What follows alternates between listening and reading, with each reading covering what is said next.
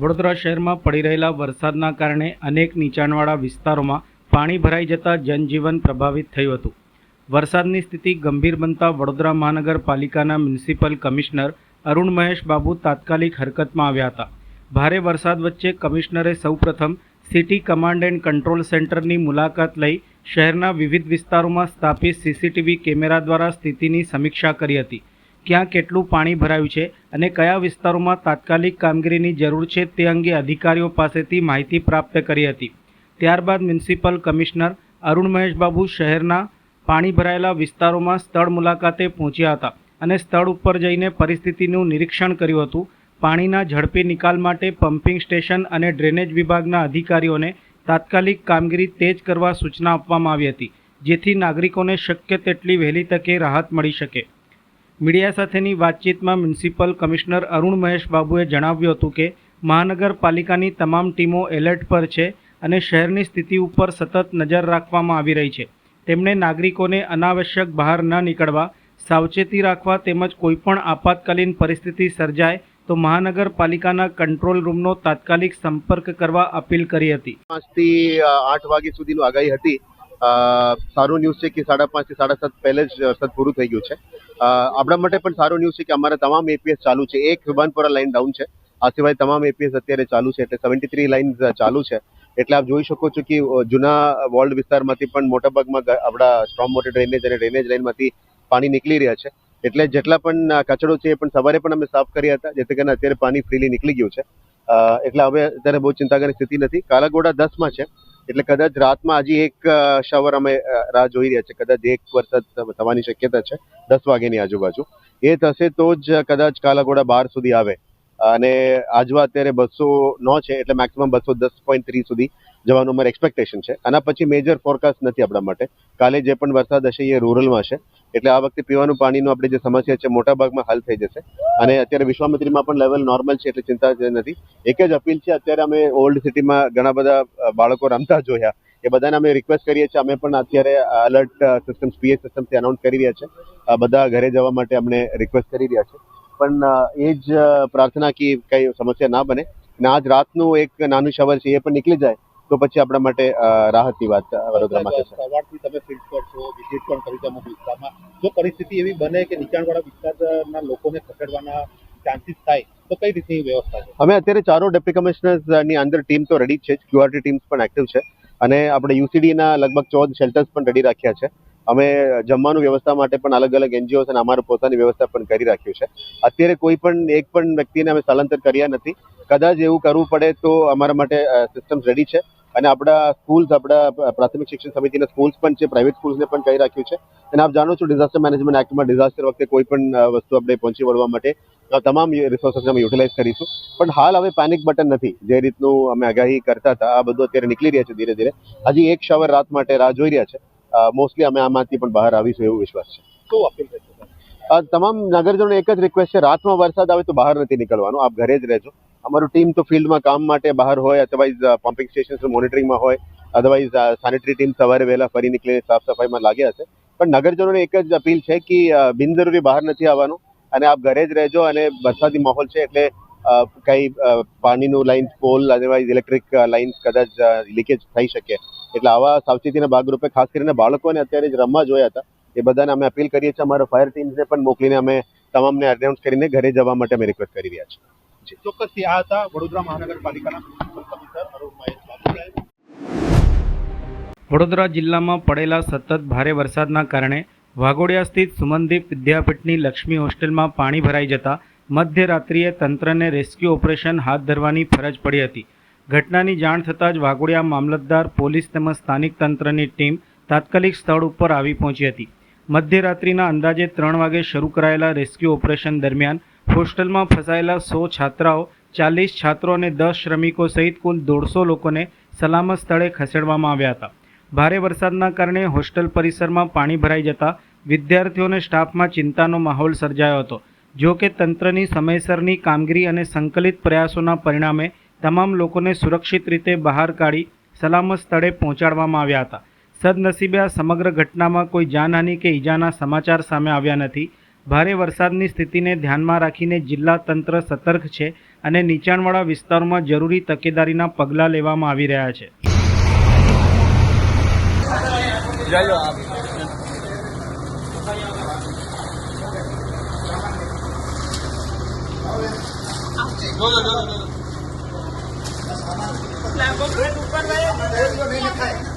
આ પકડો, આ સામાન પકડજો.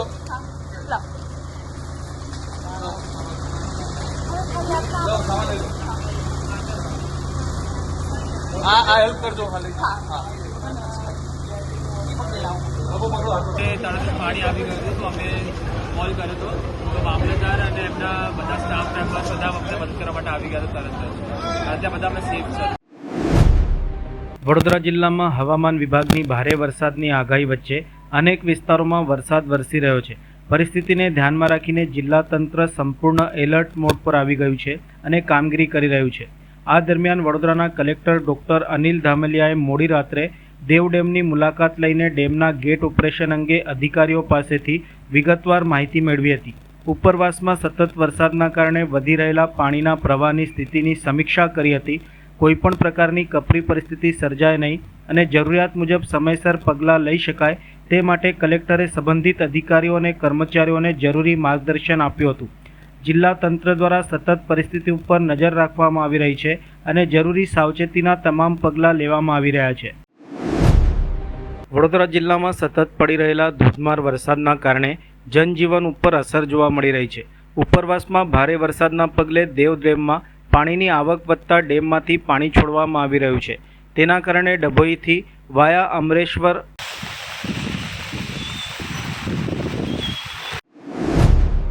હવામાન વિભાગની આગાહી હવે જમીની સ્તર ઉપર સાકાર થતી જોવા મળી રહી છે.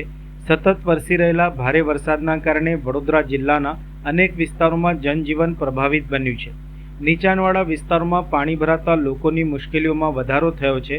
વાઘોડિયા રોડ ઉપર આવેલા પીપળિયા ગામ નજીક ભારે વરસાદના પગલે જળબંબાકારની સ્થિતિ સર્જાઈ છે.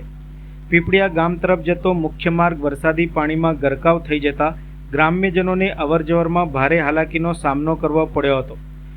વડોદરા વાઘોડિયા હાઈવે ઉપર પણ વરસાદી પાણી ફરી વળતા વાહન વ્યવહાર સંપૂર્ણપણે ઠપ થઈ ગયો હતો. માર્ગ બંધ થતાં અનેક વાહન ચાલકો અને મુસાફરો રસ્તામાં જ અટવાઈ પડ્યા હતા. પાણીના કારણે બંને તરફ વાહનોની કતારો જોવા મળી હતી. સ્થાનિકોએ જણાવ્યું હતું કે દર વર્ષે ભારે વરસાદ પડતા આવી જ પરિસ્થિતિ સર્જાતી હોય છે, જેના કારણે રોજિંદા જીવન ઉપર અવરજવરમાં ભારે મુશ્કેલીનો સામનો કરવો પડે છે. તેથી તંત્ર આ સમસ્યાનું કાયમી નિરાકરણ લાવે. હું અહીંયાથી જતો હતો, વડોદરા જતો હતો, પણ અહીંયા પીપળિયા આગળ પાણી વધારે પડતા જ ભરાઈ ગયા છે. બાઇક જાય કે કશું જાય એવી કન્ડિશન નથી. અત્યારે પોઝિશન કેવી છે? પોઝિશન બહુ ખરાબ છે કે પાણી જો વધારે પડતું વધ્યું તો પછી હજી કોઈ કશું કહી ના શકાય કે કઈ રીતના આગળ થઈ શકે. વાઘોડિયાથી બરોડા જતો તો બહુ પાણી છે. પિકઅપ લઈને કોશિશ કરું છું, જવાય તો બાકી નહીં જવાય, પાછું ભરવું પડશે. પાણીનો પ્રેશર ફૂલ છે. ક્યાં ભરાયું છે? ક્યાં પાણી? પીપરિયા સુલતાન કંપની પાસે. અત્યારે પરિસ્થિતિ કેવી છે? પાણી અત્યારે બહુ પાણી છે, બાઇકો નીકળે એવી નથી. કડક બજારમાં દબાણ શાખાની ડ્રાઈવ કામગીરી દરમિયાન વેપારીઓ અને દબાણ શાખાના કર્મચારી વચ્ચે ઘર્ષણ સર્જાયું હતું. મળતી માહિતી અને આક્ષેપો અનુસાર સયાજીગંજ કડક બજાર વિસ્તારમાં મહાનગરપાલિકાની દબાણ શાખાની ટીમ અધિકારીઓ અને કર્મચારીઓ સાથે ડ્રાઈવમાં આવી પહોંચી હતી.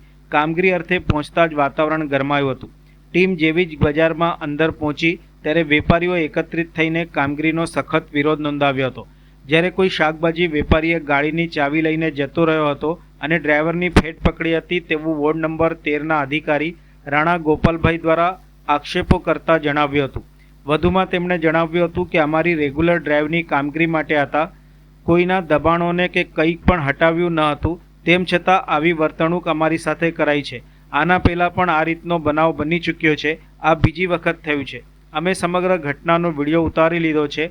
આ મામલે યોગ્ય કાર્યવાહી કરાશે. સયાજીગંજ પોલીસ પણ ઘટના સ્થળે પહોંચી હતી અને કાર્યવાહી હાથ ધરી હતી અને બીજી ચાવી મંગાવીને ગાડીને સ્થળ ઉપરથી રવાના કરાઈ હતી.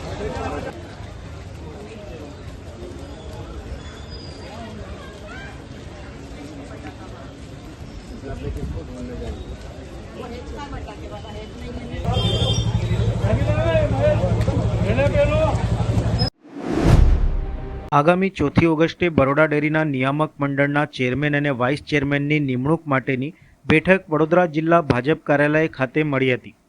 જે સંદર્ભે માહિતી આપતા વડોદરા જિલ્લા ભાજપ પ્રમુખ બીજે બ્રહ્મભટ્ટ દ્વારા માહિતી આપતા જણાવ્યું હતું કે ચૂંટણી સંદર્ભમાં ભારતીય જનતા પાર્ટી તરફથી 3 નિરીક્ષકો, ડેરીના ડિરેક્ટરો અને સંગઠનના હોદ્દેદારો અને ચૂંટાયેલા સભ્યોને સાંભળવા આવ્યા હતા. નિરીક્ષકોમાં પૂર્વ મંત્રી પૂર્ણેશભાઈ મોદી, ખેડા જિલ્લાના પ્રભારી રમણભાઈ પટેલ તેમજ બનાસકાંઠા જિલ્લાના પૂર્વ પ્રભારી દુષ્યંતભાઈ પંડ્યા ઉપસ્થિત રહ્યા હતા. જે ધારાસભ્યો, સંસદ સભ્ય, જિલ્લા પ્રમુખ, પ્રભારીશ્રીઓ અને આ બધાને તેઓએ સાંભળ્યા હતા. વડોદરા જિલ્લાની સાથે છોટાઉદેપુર જિલ્લો પણ ડેરીમાં સંકળાયેલો છે. એટલા માટે છોટાઉદેપુર જિલ્લાના પ્રભારી, પ્રમુખશ્રી, ત્યાંના ધારાસભ્યો, સંસદશ્રીને પણ નિરીક્ષકોએ સાંભળ્યા હતા અને તેનો રિપોર્ટ પાર્લામેન્ટરી બોર્ડમાં આપશે. પાર્લામેન્ટરી બોર્ડ જે નિર્ણય લેશે તે અનુસાર ડેરીના ચેરમેન અને વાઇસ ચેરમેનની નિમણૂક થશે.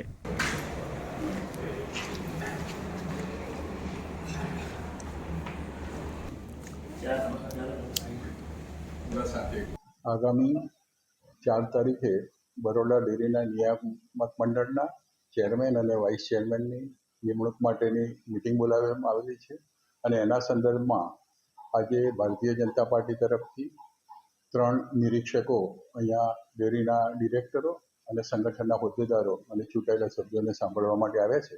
નિરીક્ષકોમાં આદરણીય શ્રી પૂર્ણેશભાઈ મોદી સાહેબ, જે ગુજરાત સરકારના પૂર્વ કેબિનેટ મંત્રી છે, શ્રી રમણભાઈ પટેલ, જે અત્યારે ખેડા જિલ્લાના પ્રભારી છે, અને દુષ્યંતભાઈ પંડ્યા, જે બનાસકાંઠા જિલ્લાના પૂર્વ પ્રભારી હતા. તે સૌ ચૂંટાયેલા સભ્યો, ધારાસભ્યો, સંસદ સભ્યો, જિલ્લા પ્રમુખ, પ્રભારીશ્રીઓ આ બધાને સાંભળશે. બરોડા જિલ્લાની સાથે છોટાઉદેપુર જિલ્લો પણ ડેરીમાં સંકળાયેલો છે. એટલા માટે છોટાઉદેપુર જિલ્લાના પ્રભારી, પ્રમુખશ્રી, ત્યાંના ધારાસભ્યો, સંસદ સભ્યોને પણ આ સાંભળશે અને સાંભળ્યા પછી એમનો રિપોર્ટ પાર્લામેન્ટરી બોર્ડમાં આપશે અને પાર્લામેન્ટરી બોર્ડ જે નિર્ણય લેશે તે ડેરીના ચેરમેન અને વાઇસ ચેરમેન તરીકે નિયુક્ત થશે. ઘણા સમયથી પાર્ટી ચૂંટણી આપવાનું વિચારી રહી હતી, પણ પાર્ટીના આપ સૌ જાણો છો કે ખૂબ પહેલાં સ્થાનિક સ્વરાજ્યની ચૂંટણીઓ આવી, પછી બીજા અગત્યના કાર્યક્રમો આવ્યા અને એટલા માટે આવા વરસાદના ટાઈમે પણ 4 તારીખે આવી છે ત્યારે આ બધું ગોઠવવું. ભૂતકાળમાં પણ ભાજપનું કામ, ભાજપની પેનલ હતી ડેરીમાં અને ધારાસભ્યો સામે પડ્યા હતા. આ વખતે કઈ રીતે સમજૂતી થશે? ધારાસભ્યો શું આ ડિરેક્ટરો માટે સહમત થશે કે કેમ? ધારાસભ્યો સામે પડે એવું મારું માનવું નથી. કોઈ પણ સંસ્થા હોય તો ધારાસભ્યનો મત જુદો હોય, એમની માગણી જુદી હોય તો એમને માગણી કરવાનો અધિકાર છે. એ નિયામક મંડળને અનુકૂળ છે કે નહીં, ડેરીના વહીવટ માટે ફાવે તેવું કેમ છે એ પ્રમાણે નિર્ણય લે. સામે પડે એવું કોઈ છે નહીં. હા, એમને અને એ બી જે ધારાસભ્યની માગણી હતી એ પશુપાલકોની માગણી માટે જ હતી અને ડેરી નિયામક મંડળ બી એ માટે વિચારતું. પણ ઘણી વખત વહીવટમાં આપણે જ્યારે બેઠા હોઈએ ત્યારે સંસ્થા માટે પણ કેટલું હિત એમાં સમાયેલું છે એ જોવું પડતું હોય છે અને એ પ્રમાણે નિર્ણયો લેવા પડતા હોય છે. બાકી ધારાસભ્યો અને ડેરીના સાથે મળીને જ કામ કરતા હોય છે. વાદ વિવાદ હોય છે. વડોદરા જિલ્લા ખરીદ વેચાણ સંઘની પેન્ડિંગ છે. બોર્ડ બની ગયું છે, પરંતુ પ્રમુખ પેન્ડિંગ છે. બસ આ રીતે જેમ ડેરીની ચૂંટણીમાં થોડો સમય લાગ્યો એમ હવે આગામી સમયમાં અમારા માટે એક પાદર બાકી છે અને કરજણની હતી ચૂંટણી એ બંધ રહી હતી, એ 2 બાકી છે અને એ ટૂંક સમયમાં એ પણ થઈ જશે. વડોદરા જિલ્લા ખરીદ વેચાણ સંઘ પણ તે કસ્ટોડિયલ કમિટીના ચેરમેન હતા, પટેલ એક્સપાયર થઈ ગયા અને હવે પણ બોર્ડ વિખંડિત થયું છે. ફરી એકવાર ચૂંટણી બાકી છે. ના, આગામી ટૂંક સમયમાં સ્થાનિક સ્વરાજ્ય કે સહકારી જે કંઈ બાકી છે એ બધી ચૂંટણીઓ પાર્ટી દ્વારા પૂરી કરવામાં આવશે એવું અમને જાણ કરવામાં આવે. વડોદરા શહેરમાં ચોરીની ઘટનાઓ અટકવાનું નામ નથી લઈ રહી. શહેરના તાંદલજા વિસ્તારમાં મોડી રાત્રે ચોરોએ એક મકાનને નિશાન બનાવી દાગીના અને રોકડ સહિત અંદાજે 1.5 થી 2 લાખ રૂપિયાની માલમત્તાની ચોરી કરી ફરાર થયા હતા. ઘટનાના પગલે વિસ્તારમાં ચિંતાનો માહોલ છવાયો છે. વડોદરા શહેરના તાંદલજા વિસ્તારમાં આવેલા સંતોષનગરમાં મોડી રાત્રે ચોરીની ઘટના સામે આવી છે. જેપી રોડ પોલીસ સ્ટેશનની હદમાં ફરી એકવાર તસ્કરોએ ત્રાટકી કાયદો અને વ્યવસ્થાને પડકાર ફેંક્યો હોવાનું સામે આવ્યું છે.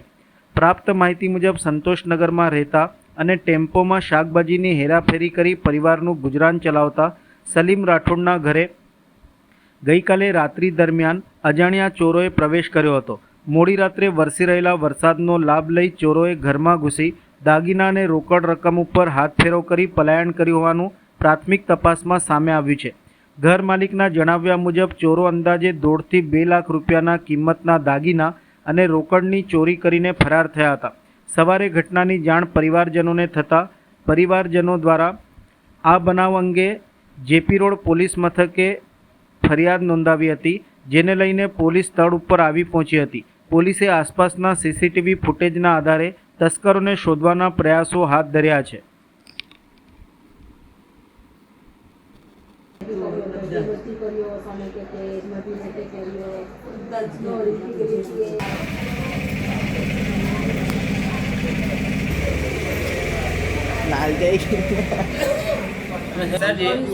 મથુરાની બાજુમાં અને મારા ઘરે ચોરી થઈ છે. આગળથી નકુચું તોડી અને ઘરમાં આવેલા છે.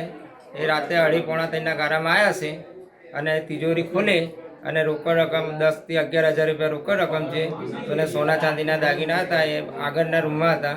એમાં બી હાથે પેટી તોડી અને સોના ચાંદીના દાગીના ગયા છે અને આશરે 2-3 લાખ રૂપિયા જેવું સોનું હશે એ ગયું છે. તમે પોલીસ ફરિયાદ કરી છે? પોલીસ ફરિયાદ કરી છે.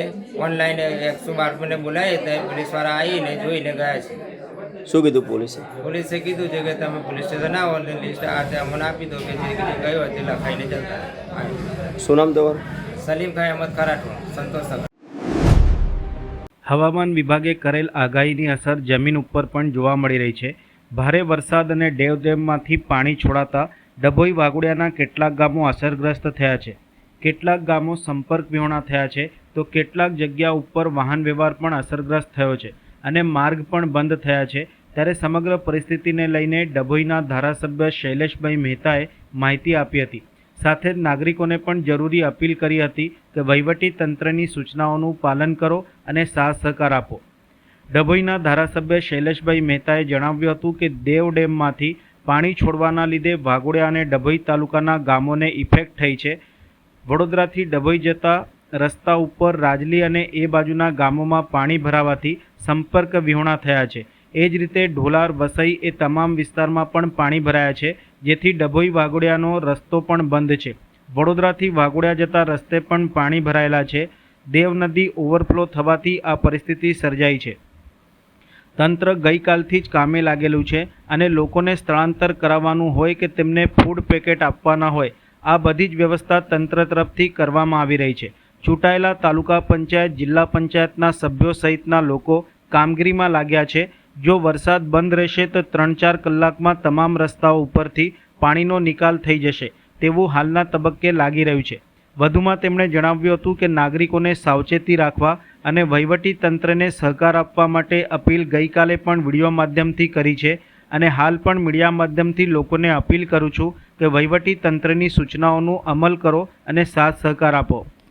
દેવમાં પાણી છોડવાને લીધે વાઘોડિયા અને ડભોઈ તાલુકાના ગામોને ઇફેક્ટ થઈ છે. વડોદરાથી ડભોઈ જતા રસ્તા પર જાજલી ને એ બાજુના ગામોમાં પાણી ભરાવાથી સંપર્ક વિહોણા થયા છે. એ જ રીતે ઢોલાર, વસઈ એ તમામ વિસ્તારમાં પાણી ભરાવાના લીધે ડભોઈ વાઘોડિયાનો રસ્તો પણ બંધ છે. અત્યારે વડોદરાથી વાઘોડિયા જતા રસ્તા પર પણ પાણી ભરાયેલા છે. દેવ નદી ઓવરફ્લો થવાથી આ પરિસ્થિતિ સર્જાય છે.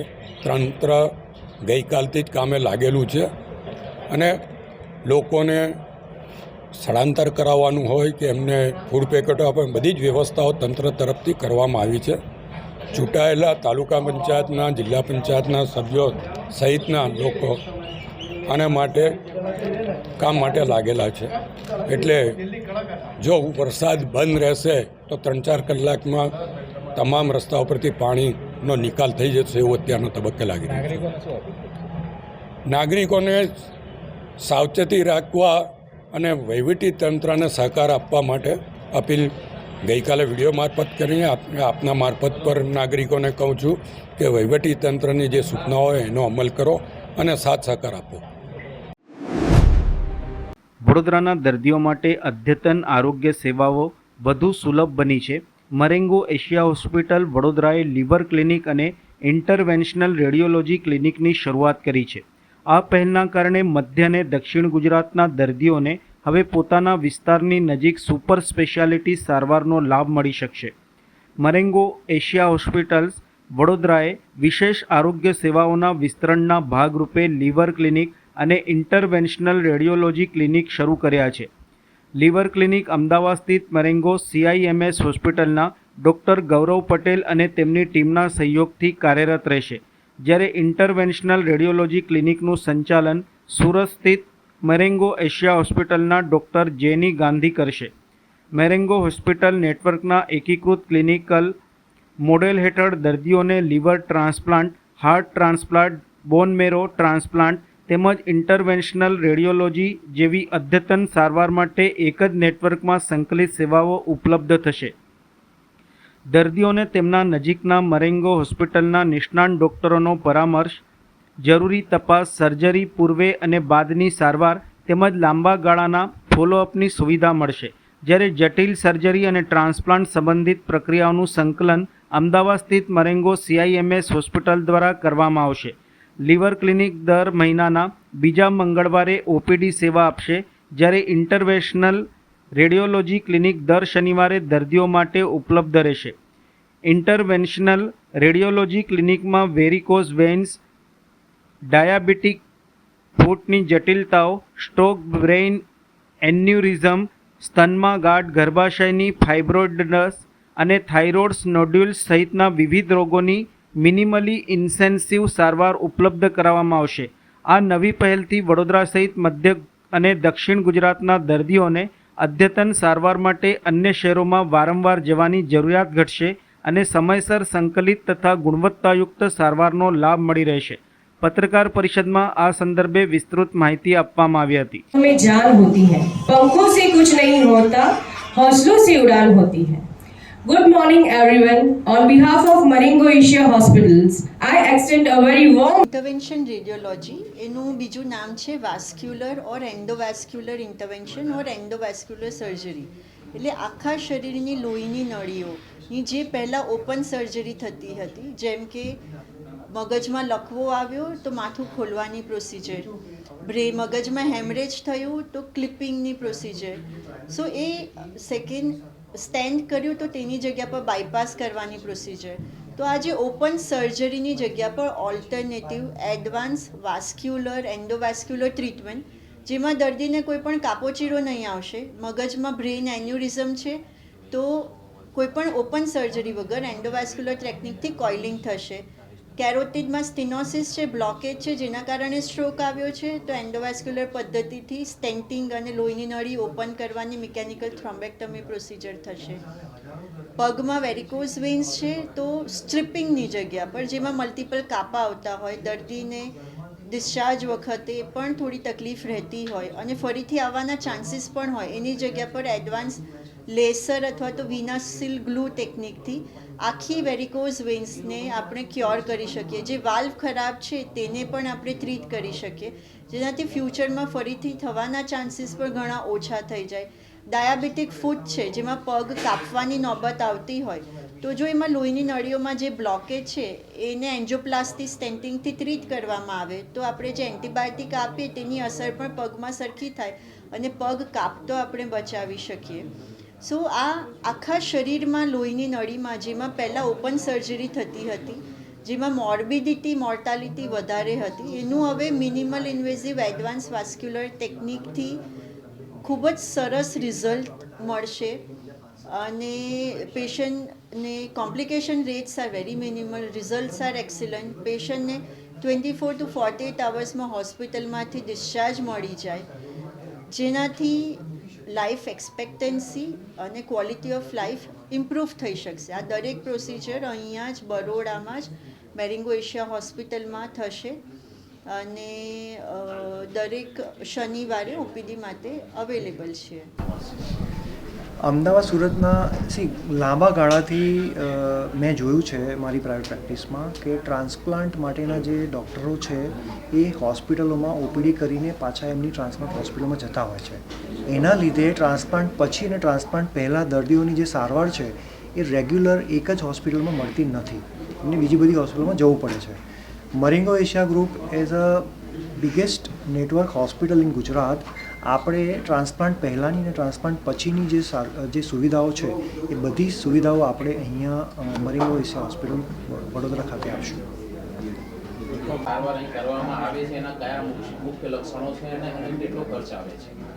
લીવર જ્યારે ખરાબ થાય ત્યારે મેં તમને કીધું એ પ્રમાણે પેટમાં પાણી ભરાવવું, કમળાની અસર, લોહીની ઉલટીઓ થાય, ઝાડાવાટી લોહી આવે, પગે સોજા આવે, એને લીવર સિરોસિસ કહેવાય. હવે લીવર સિરોસિસની જે ટ્રીટમેન્ટ છે, જે મેડિકલી ટ્રાન્સપ્લાન્ટ પહેલાંની જે દવાઓ અને ટ્રીટમેન્ટ છે આપણે અહીંયા મરીંગો એશિયા હોસ્પિટલમાં કરશું અને ડિપેન્ડિંગ ઓન એના જે કોમ્પ્લિકેશન્સ છે એ પ્રમાણે એનો ખર્ચો આવતો હોય છે. અહીંયા પેશન્ટને લીવર સિરોસિસ પછીની જે બીમારીઓ છે એનું મેડિકલ મેનેજમેન્ટ છે એ આપણે અહીંયા કરવાનું છે. ટ્રાન્સપ્લાન્ટ જે છે એ મરીંગો સિમ્સ હોસ્પિટલ અમદાવાદ ખાતે થશે. વડોદરા શહેરમાં ચોમાસા દરમિયાન રસ્તાઓની ગુણવત્તાને લઈને ફરી એકવાર સવાલો ઊભા થયા છે. અકોટા વિસ્તારમાં વોર્ડ નંબર 12 નજીક માધવબાગ સામે આવેલા 4 રસ્તા પાસે અચાનક વિશાળ ભૂવો પડતા વાહન ચાલકો અને સ્થાનિકોમાં ભયનો માહોલ સર્જાયો હતો. ઘટનાની જાણ થતાં પાલિકા તંત્ર દ્વારા સ્થળને કોર્ડન કરી સુરક્ષાના પગલાં લેવામાં આવ્યા હતા. પ્રાથમિક માહિતી મુજબ પાણીની લાઇનમાં થયેલા લીકેજના કારણે જમીન ધસી જતા વિશાળ ભૂવો પડ્યો હોવાનું માનવામાં આવી રહ્યું છે. સદનસીબે કોઈ જાનહાની થઈ નથી, પરંતુ વ્યસ્ત માર્ગ ઉપર ભૂવો પડતા વાહન વ્યવહારને અસર પહોંચી હતી. ઘટનાને લઈને વોર્ડ નંબર 12ના કોંગ્રેસના પ્રમુખ રાકેશભાઈએ પાલિકા તંત્રની કામગીરી ઉપર આકરા સવાલો ઉઠાવ્યા હતા. તેમણે જણાવ્યું હતું કે ગઈકાલે જ મ્યુનિસિપલ કમિશનર વોકી ટોકી સાથે શહેરના રસ્તાઓની અને અન્ય બાબતે ચકાસણી માટે નીકળ્યા હતા, પરંતુ માત્ર સાધનો બદલવાથી સમસ્યાનો ઉકેલ આવવાનો નથી. અધિકારીઓ અને કર્મચારીઓની કાર્યશૈલી તેમજ ઈચ્છાશક્તિમાં બદલાવ આવવો જરૂરી છે. તેમણે વધુમાં આક્ષેપ કર્યો હતો કે સત્તાધીશો, અધિકારીઓ અને કોન્ટ્રાક્ટરોની કથિત મિલીભગતના કારણે ગુણવત્તાવિહીન રસ્તાઓનું નિર્માણ થાય છે, જેના કારણે દર ચોમાસે અને હવે તો ચોમાસા વગર પણ શહેરમાં ભૂવા પડવાની ઘટનાઓ સામે આવે છે. પ્રજાના ટેક્સના પૈસાનો યોગ્ય ઉપયોગ થવો જોઈએ અને જો બેદરકારી કે અનિયમિતતા સામે આવે તો જવાબદારો સામે કડક કાર્યવાહી પણ થવી જોઈએ. આ વિસ્તાર મૂચમોડા વિસ્તાર કહેવાય છે અને બિલકુલ વોર્ડ નંબર 12ની ઓફિસના બહાર જ આ ભૂવો પડ્યો છે. હવે તમે ભૂવો જોઈ શકો કે કેટલી મોટી માત્રામાં છે. આખી બસ જતી રહે એટલો મોટો ભૂવો છે અને ઉપરથી આ એક પાઇપલાઇન બી તૂટી ગઈ છે અને હવે એને સરખી રીતે રિપેરિંગ કરે તો સારું છે. આ તો કોંગ્રેસનો ટાઈમનો રોડ છે એવું કહેવામાં આવે છે, બરાબર. હવે આ કોંગ્રેસના ટાઈમ પર રોડ બનેલો છે, માનીએ છીએ કે કોંગ્રેસના ટાઈમ પર રોડ બન્યો છે, પણ હવે આ રિપેરિંગ એને પર 2-3 વાર તો રિપેરિંગ થયેલું છે એવું દેખાય છે, પણ રિપેરિંગની કામગીરી કેવી કરે છે એ ખબર નહીં પડતી. વરસાદ પણ પડી રહ્યો છે. હવે ભૂવો એ મોટો તો છે જ, હજુ મોટો થતો જશે. અંદરથી તમે જોશો તો અંદર બી પેલો ગુફા જેવું દેખાશે. અંદરથી આ બાજુ તમે ઘૂસતો ને તો સીધું પેલી બાજુ નીકળશો એવો રસ્તો છે અંદરથી. શું નામ તમારું? અમર વાઘ. હવામાન વિભાગે કરેલ આગાહી પ્રમાણે વડોદરા શહેરમાં સતત વરસી રહેલા ભારે વરસાદના પગલે વિશ્વામિત્રી નદીના જળસ્તરમાં સતત વધારો નોંધાઈ રહ્યો છે.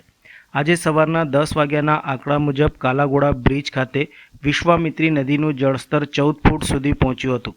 બીજી તરફ શહેરના મહત્ત્વના આજવા સરોવરની સપાટી 210 ફૂટ જેટલી નોંધાઈ હતી. વધતા જળસ્તરને ધ્યાનમાં રાખીને વડોદરા મહાનગરપાલિકા અને જિલ્લા તંત્ર સંપૂર્ણ એલર્ટ મોડ ઉપર છે.